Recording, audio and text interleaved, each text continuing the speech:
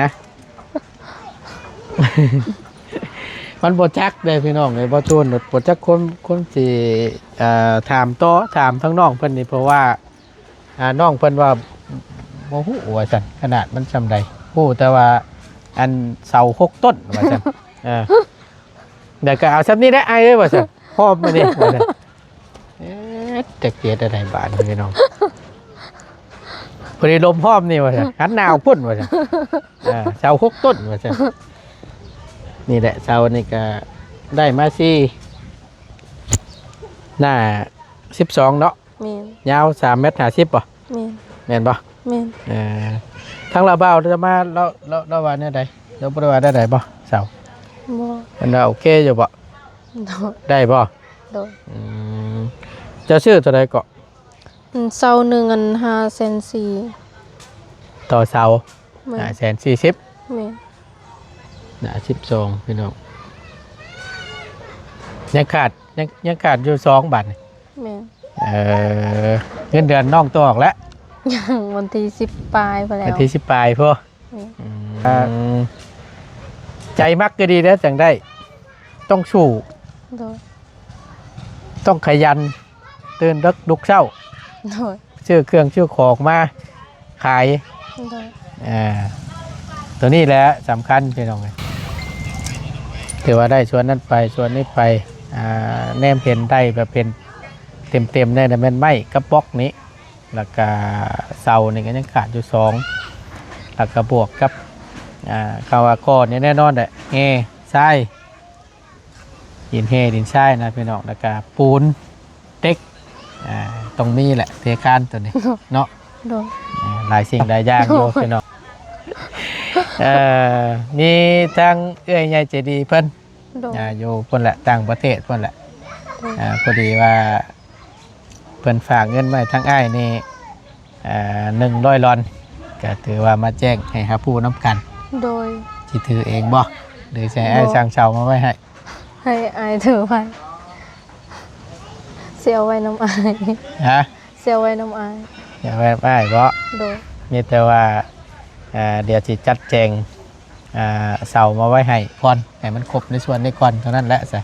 และเงินส่วนที่เหลือแล้วจังค่อยเฮาไล่เบิ่งว่ามันสิพอในส่วนใดถ้าสมมติว่าปูน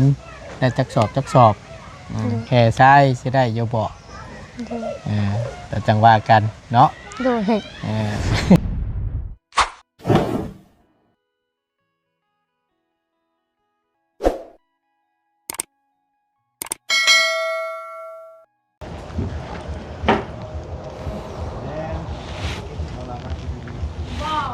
เอาพี่น้องเลยก่อนอื่นกราบสบายดีและสวัสดีเด้อพี่น้องเด้อสบายดีกันเบิดสุขุสุคนเนาะบ่ว่าสิอยู่ในและกระต่างประเทศก็ยินดีต้อนรับเข้าสู่ช่องประธานป้องชาแนลคือเก่าพบเจอกันเมื่อนี้พี่น้องเลยแต่มาตุนก็ได้เข้ามาหาทางน้องพัวเพิ่นอีกรอบนึงเนาะซึ่งมาตุนก็มาเมื่อนี้พี่น้องเลยก็แน่นอนแหละเนาะถือว่ามาแจ้งข่าวดีเพิ่นเรื่องงบสมทบเฮ็ดทานค่าให้กับน้องเพิ่นพี่น้องเอ้ยพอดีมีทางอันนี้มีทางผู้ใหญ่ใจดีพี่น้องเนาะสิเป็นท่านเดียวกันบ่หรือว่าคนละท่านกันเนาะกับผู้ใหญ่ใจดีที่อาจารย์เล่าได้แจ้งข่าวดีน้องเพิ่นรอบก่อนนั้นเนาะพี่น้องมาตูนขออนุญาตเพิ่นก่อนเด้อพอดีทางพ่อกับแม่เรานี่ก็ทางมาตูนก็ได้ล้มตลอดนะพี่น้องเนาะได้คุยตลอดที่ทางพ่อกับแม่เราได้ตอนแห่ผ้าป่าหรือว่าให้ทางมาตูนเฮ็ดทางแม่เราร่วมทำบุญนำเด้อพี่น้องเนาะแต่พอดีทางบ่ต้นก็ลืมถามซับเนาะเห็นพอเราชงมาสมทบพันค่าน้องพัวว่าซั่น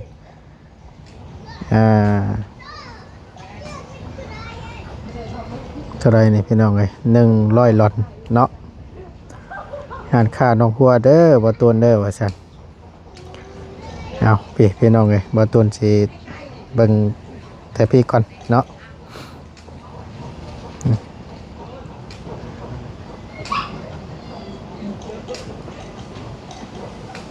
หลานสาวหลานสาวแล้วพี่น้องเลย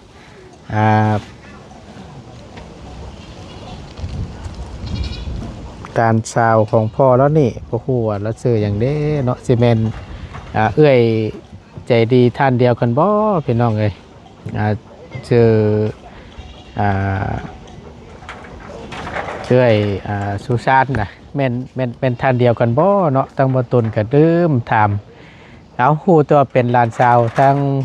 พ่อใหญ่ใจดีเนาะทั้งน้องก็ขอโทษขออภัยหลายๆเด้อเนาะก็ที่บ่ได้ถามชื่อซ้ำเนาะเอาก็มีตัวมื้อนี้ทางน้องก็จะได้เข้ามาแจ้งข่าวดีเพิ่นพอดีว่าเรื่องงานคงงานค่านี่แหละพี่น้องเอ้ยก็ทางบ่ต้นก็อยากบริหารยากอยู่น้อยนึงเนื่องจากว่างบนี่ก็คือทั้งน้องเพิ่นมีอาจารย์ลาวมอบให้รอบก่อนนั่นก็พอดีน้องเพิ่นก็จัดเตรียมมาไว้นะพี่น้องเนาะทั้ง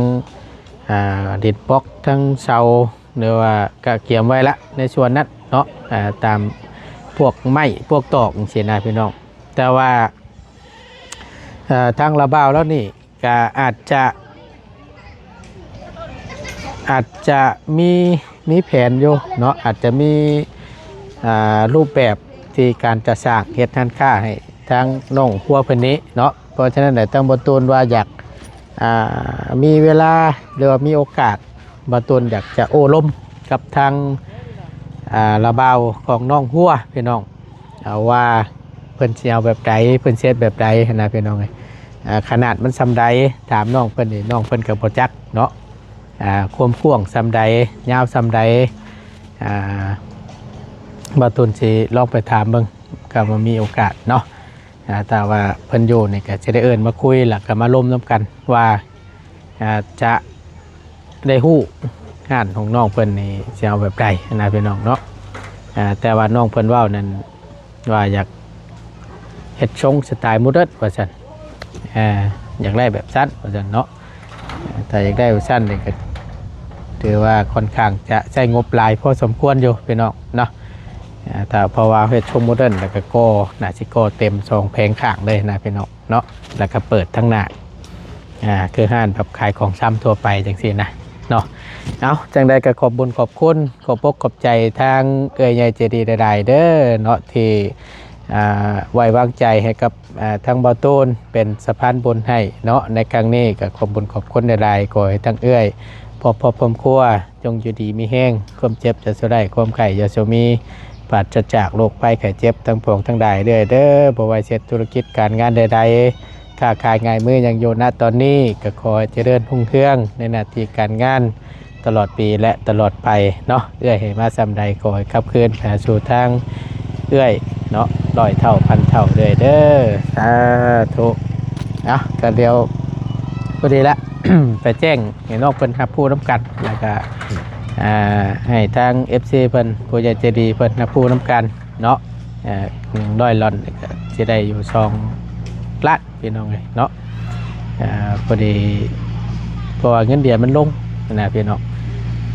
ไปเดี๋ยวทั้งบ่ตูนเข้าไปหาทั้งน้องเพิ่นก่อนพี่น้องเลยโตแดดช่วงหน้าระบาดนี่ก็ได้โอ้รถไทยเพิ่นมาอีกเด้นะพี่น้องเลยเป็นได้เลยออกกำลังกายโอ้ก็แตก บางตะก้อแตกโอ้ยาได้โลนเข้าทันละภาคแตกก็ได้น่ะสบายดีเจ็บบ่หมดแล้วถ่ายเพศเราขี่ลงหมอท่ากันว่าเด้อเคยแม่นบ่หน้าลำค่ำเครียดน่ะเอากูเดี๋ยวนี้ก็มีบ่ซะเฮ็ดป้าเด้ออันนี้คือกฎกติกาเพิ่นบ่ในการเริ่มพันบ่บ่ได้ใส่เงินใส่หยังเนาะเห็นเนาะโอ้ยก็นึกว่าไอ้ช่างเชียวดอกตีแล้วเจ้าออกมาก่อนน่ะเนาะยันแพ้เพิ่นโอ้แพ้เรียบร้อยโลดนั่นน่ะเจ้าจะได้หน้ารับเมื่อบ่แห้งอยู่เด้อเจ้าเนาะเมื่อยก่อนเพิ่นโอเคไปพักผ่อนโน่นเด้ไปออกกำลังกายว่าซั่นเนาะ เอาดีๆได้เฮ้ยมันเจินทับนี่พอแห้งได้ไหนเป็นตะย่านล่มแท้นี่สบายดีน้องจะชุกแห้งได้เฮ้ย พันก้อนว่าสันพี่น้องเลยเอาขออนุญาตนิดไม่เนี่ยโอเคมันงะเดี๋ยวนี้บ่ตะกี้กับแบบชื่อบ่เป็นตะย่านมันล่มแท้ เนาะ คนไหนบัวตกหรอวะน้องไอ้เนาะ เราจะบ่ตก นะ เราจะบ่ตก บ่สันบัวตกแค่อยู่ ยังครบคือเก่าหรอวะ เนาะ ผมบ่ได้เสียหรอวะ บ่ บ่เสียเนาะ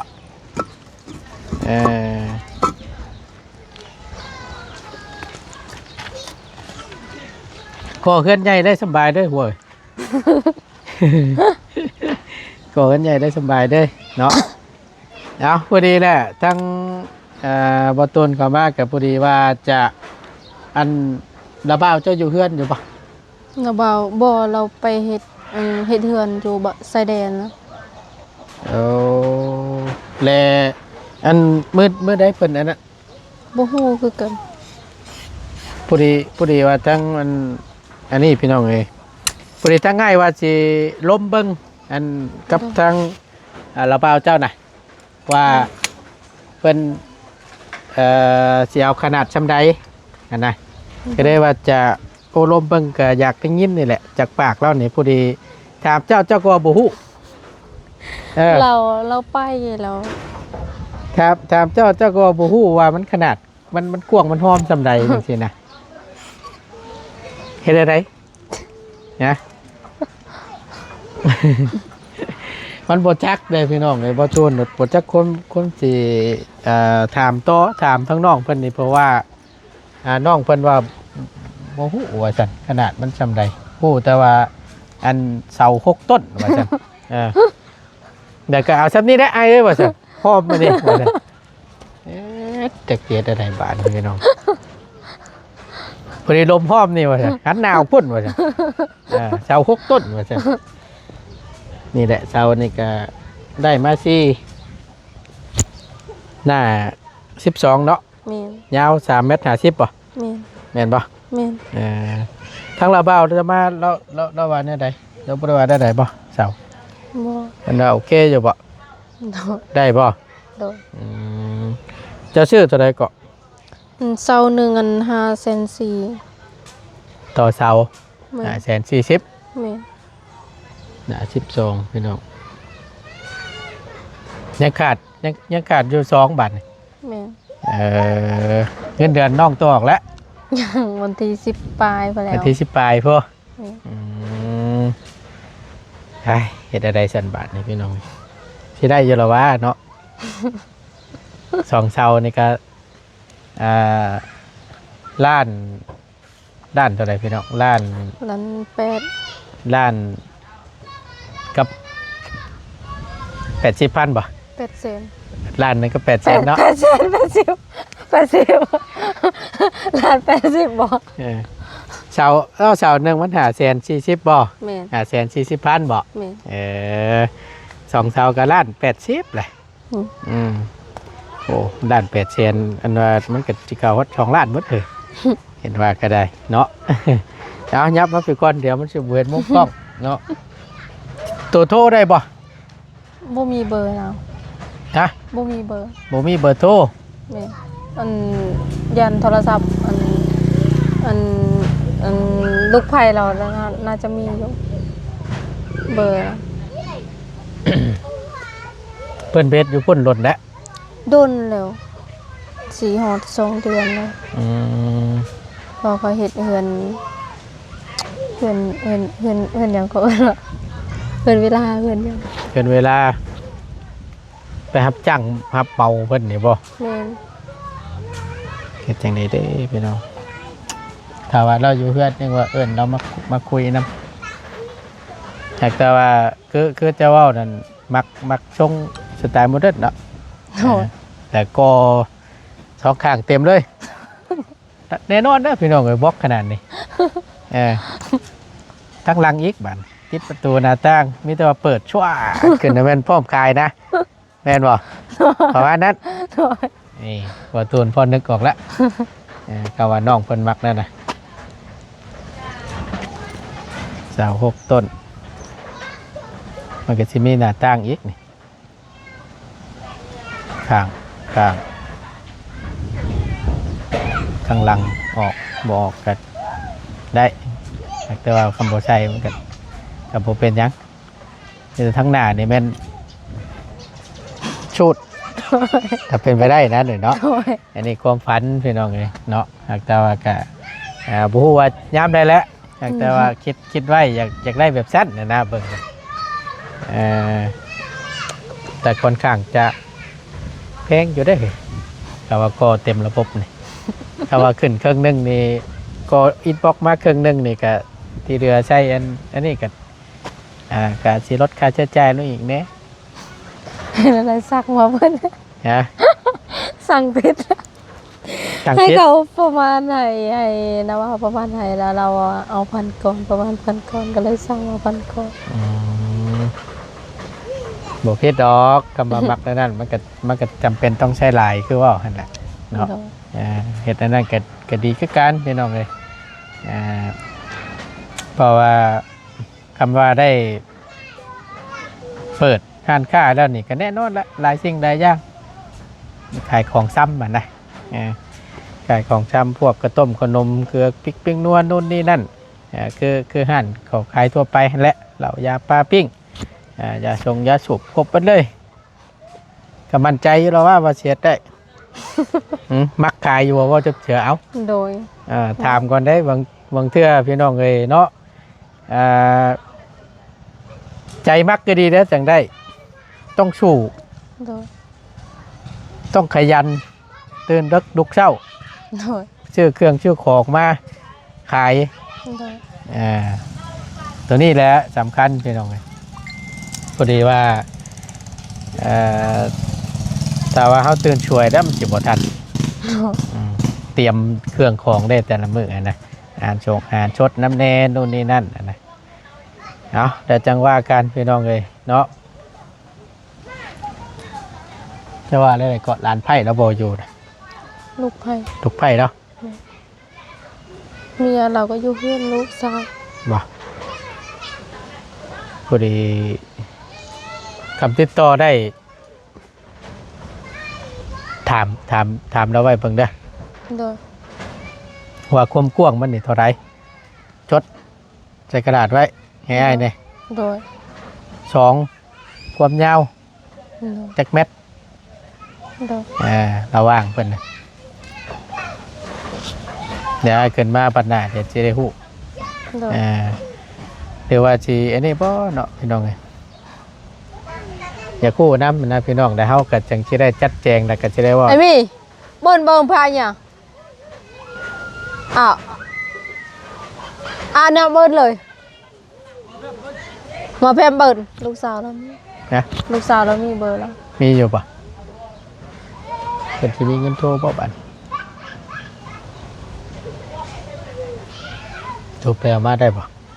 ไปถามเราก่อน นะ ไปถามเราก่อน ลองถามมึงไปลองไปถามมึงก่อนเด้อ โดย เอาใจน้องคนไปถามเอาเบอร์ก่อนพี่น้องเลยเนาะตาจักหน่อย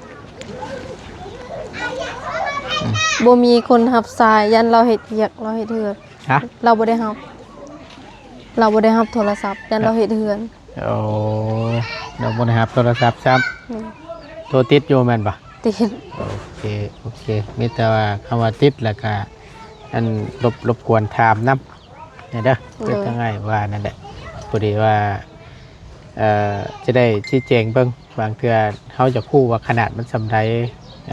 แต่มันบ่พอในส่วนใดนะเพื่อ โดย FC ผู้ใหญ่ใจดีเพิ่นอยากชดชอยมาล่ะเอ้ยเพื่อนี่แหละก็หลายคนพี่น้องเอ้ยเนาะได้ผู้ใดคนก็โอ้ยว่าซั่นก็ให้ความฝันน้องเพิ่นเป็นจริงนี่เด้อบ่ต้นเด้อว่าซั่นนี่แหละพี่น้องเอ้ยการรุ่นเบิ่งไปน้ำกันมั่นใจได้ โดย เฮ็ดแต้วบ่คายนี่แล้วตัวแห้งแหละ ค่ะ เอาให้ได้เห็นเนาะ โดย โมเอนยังดอกขึ้นมาจะได้มาอุดหนุนซอย โดย ก็ต้มกับนมเนาะ โดย อย่าลืมได้ บ่ลืม เอาพอดีแหละทางเสาเนาะเฮ้ยขาดอยู่เสา2ต้น แต่ว่าสิก่อก็แน่นอนนะ1บล็อกนี่ถือว่าไล่ไปแล้วในส่วนนี้ไม่ก็ได้แล้วเราว่าพ่อแม่นปะ เหลือ เหลือพ่อ เราจะเหลือแต่ว่าก่อขึ้นเบิดเราจะเหลือ แค่ว่าขึ้นโค้งเฉยๆเนาะแล้วก็วางแต่อันนั้นมันเฉยๆถือว่าได้ส่วนนั้นไปส่วนนี้ไปแนมเห็นได้แบบเป็นเต็มๆได้นะแม่นไม้กับบล็อกนี้แล้วก็เสานี่ก็ยังขาดอยู่2แล้วก็บวกกับคาวาก้อนนี่แน่นอนแหละเฮทรายดินเฮดินทรายนะพี่น้องแล้วก็ปูนเต็กตรงนี้แหละเทคานตัวนี้ เนาะ โดย หลายสิ่งหลายอย่างโยพี่น้องเลยเอามีแต่ว่าทั้งไอ้ายเข้ามาเมื่อนี้สิมาแจ้งข่าวดีกับเจ้าเด้อ โดย มีทั้งเอื้อยใหญ่ใจดีเพิ่น โดย อยู่เพิ่นแหละต่างประเทศเพิ่นแหละพอดีว่าเพิ่นฝากเงินมาให้ทั้งอ้ายนี่100 ลอนก็ได้2 ล้านพี่น้องเลยก็ถือว่ามาแจ้งให้หาผู้น้ำกัน โดย ที่ถือเองบ่หรือใช้ไอ้ช่างเชามาไว้ให้ ให้อายถือไว้เสียไว้น้ำอาย ฮะ เสียไว้น้ำอาย อย่าไว้ไม่เพราะ โดย มีแต่ว่าเดี๋ยวสิจัดแจงเสามาไว้ให้ก่อนให้มันครบในส่วนนี้ก่อนเท่านั้นแหละสิ โดย แหล่งเงินส่วนที่เหลือแล้วจังค่อยเฮาไล่เบิ่งว่ามันสิพอในส่วนใดถ้าสมมติว่าปูนได้จักสอบแค่ทรายสิได้อยู่บ่ โดย แต่จังว่ากันเนาะ โดย โอ้ยพี่รองเลยเอากะมิตัวมื้อนี้ตั้งใจมาแจ้งข่าวดีให้ครับผู้น้ำกันนะ โดย กับผู้ดีมีงบอยู่น้ำบอลตุน2 ล้านพี่น้องเนาะเดี๋ยวทั้งบอลตุนสิจัดแจงชื่อเครื่องชื่อของใหม่ว่ามันได้ส่วนใดแน่นี่แหละสาเหตุที่บอลตุนอยากโอ้ลมนำทางลาบ่าวเราว่ามันแบบใดนะพี่น้องตัวเด็กโทรติดอยู่แต่บ่ฮับว่าซั่นมีแต่ว่าเพื่อให้บอกกันแหละแต่ว่าติดแล้วก็ถามเบิ่งให้นำเด้ขณะเปิ้นที่จะเฮ็ดนี่ว่ามันสำใดถ้าสมมติว่าเฮาสั่งเครื่องมามันจังสิบ่ขาดหลายนะ โดย เอาโอเคพี่น้องเนาะก็มีแต่ว่ายังไงทั้งเจ้านบมือขอบบุญขอบคุณทางเอ้ยใหญ่ใจดีเพิ่นเด้อทั้งอันอ้ายกันโอ้ยขอโทษขอไปหลายๆเด้อ เอื้อยใหญ่ใจดีที่อยู่ทางต่างประเทศที่ฝากเงินสมทบเหตุหาในน้องขอให้สุขภาพแข็งแรงขอให้อยู่ดีมีแรงปรารถนาสิ่งใดขอให้ได้สิ่งนั้นความเจ็บบ่ให้ได้ความไข้บ่ให้มีบ่ว่าเอื้อยจะไปไสมาไสก็ขอให้เอื้อยตลอดปลอดภัยเด้อบ่ว่าเอื้อยจะเฮ็ดธุรกิจหยังก็ขอให้เฮงๆปังๆลำๆรวยๆเด้อเอื้อยเด้อสาธุ ขอบใจอ้ายนำ ขอไป ขอให้สุขภาพแข็งแรงขอให้อยู่ดีมีแรงปรารถนาสิ่งใดขอให้ได้สิ่งนั้นความเจ็บบ่ให้ได้ความไข้บ่ให้มีเพราะว่าอายจะไปใส่มาใส่ก็ขอให้ตลอดปลอดภัยเด้ออายเด้อสา โอ้ย ธุ คือการทั้งไงก็ได้เนาะเอาก็รุ่นเบิ่งรุ่นชมน้ำกันนี่แหละพี่น้องว่าความฝันของน้องเพิ่นจะเป็นจริงบ่หรือว่าแนวใดเดี๋ยวน้องเบิ่งพี่น้องเอ้ยก็ดีใจที่ทั้งน้องเพิ่นมีข่าวดีเข้ามาเพิ่มเติมเนาะถือว่าได้มาแจ้งยอดให้ผู้นำกันพี่น้องเอ้ยตามว่ายังขาดหลายสิ่งหลายอย่างบ่ขาดหลายพี่น้องเนาะบ่ตูนบอกเลยทั้งหินเฮหินทรายพวกปูนพวกเล็กพวกนู่นนี่นั่นแพทย์อนุสงฆ์อนุซิ่งยังขาดอยู่พี่น้องเอาขอบคุณหลายๆเด้อเด้อเนาะกะทั้งน้องกะกราบขอโทษขออภัยนำหลายๆสิโทรหากะยันว่านอนในช่วงนี้เนาะกลางคืนเพิ่นกลางเว้นเฮากะมิแต่ว่าขอบคุณทางเอ้ยใหญ่ใจดีหลายๆเนาะที่มีน้ำจิตน้ำใจได้บิแบ่งมาสดจ่อยทางน้องหัวพี่น้องเอ้ยเนาะกะอยากเฮ็ดความฝันให้กับน้องเพิ่นให้มันเป็นจริงว่าซั่นเนาะได้ฝากมาให้ขอบคุณหลายๆขอให้ทั้งเอื้อยพร้อมครัวจงอยู่ดีมีแห้งความเจ็บจะได้ความไข่จะมีปราศจากโรคภัยแก่เจ็บทั้งปวงทั้งหลายเด้อเพราะว่าเฮ็ดธุรกิจการงานใดๆการง่ายมือยังอยู่ณตอนนี้ขอให้เจริญรุ่งเรืองในหน้าที่การงานตลอดปีและตลอดไปเด้อเนาะ สาธุ เนาะเอามีแต่ว่าภาคอีกแล้วพี่น้องไอ้ตั้งบ่ต้นก็ได้ก็ผู้ใหญ่ใจดีเบิดทุกท่านเนาะจากความสมทบหรือว่าซอยความฝันน้องเพิ่นให้เป็นจริงก็ที่ว่าจังไงเนาะก็ยินดีพี่น้องไอ้ตั้งบ่ต้นยินดีเป็นสะพานบุญให้เนาะเอาก็มีแต่ว่าใช้อันทั้งแม่เจ้าไปทั้งใด ยันเราไปเบิ่งสวนหน่อย ฮะ ยันเราไปเบิ่งสวน ไปเบิ่งชวน เห็น ไก่เตอบ่ปลูกแล้วมันตัว ปลูกไปแล้ว ปลูกไปเลย โดย แตกไปเลย แม่น เอ ตอนปลูกก่อนหันก็อันออกหมดแล้วตัวหากันแล้วปลูกเพราะว่ามันบ่มีลำเด็กสิปลูกเปิดตอนนั้นตอนนี้หากันแล้วขอลำนะบาง ว่า แม่น ไปน้องปะเดี๋ยวจะมักสมมาให้ มื้อนั้นมัน มันเหี่ยวเหยอันบักพริกตัวน่ะขอไม่หน่อยเด้อ โดย ขอไม่หน่อยตายถึงเป็นวอกเนาะงัวนี่เนาะโอ้กำลังหนักอ่อนได้อซ้ำนี่ เอาเมื่อลายๆรถต้น ฮะ พุด เพราะมันลายเติบบ่ลายเติบบ่ ลาย โอเคสันเดี๋ยวสิเอาจักอันนั้นก่อนขอบคุณด้วยเปิดรถหน่อยนี่เอาสมให้น้องเพิ่นก่อนพอดีชื่อมาอยู่พี่น้องเอ๊บ ก็ได้กินโอเคเอา ขอบใจ สมนะโอเคไปพี่น้องรับได้แหละตั้งบอต้นก็ได้พบเจอกันคลิปหน้าขอบคุณหลายๆท่านพี่น้องเด้อFCเบัดทุกคนที่เข้ามาเป็นกำลังแห่งใจและติดตามรับชมคลิปเนาะโดยประกาศโฆษณาสิ่งที่สำคัญขอบคุณหลายๆอยู่ดีมีแห้งสำหรับคลิปนี้บอต้นน้องวาลาแล้วพี่น้องเลย สบายดี เด้อพี่น้องเด้อกินข้าวหรือว่ามันนี่ยังอยู่ โดย เนาะมาเอาไม่ไอ้มันนี่ได้ยังกิน บ่มีแล้วกิน หนูยังกินได้พี่น้องเลยเก่งหน้องไม้เท่านั้นได้สิหน้องไม้ลองเจ้าหน่อย ง่ายๆก็ไม่ได้ซื้อเก่ามาซับนี่เป็นหมักศพแล้วมาต้อนนี่ ไปพี่น้องฝนกันสิตกพวกฝนโอ้ยเนาะ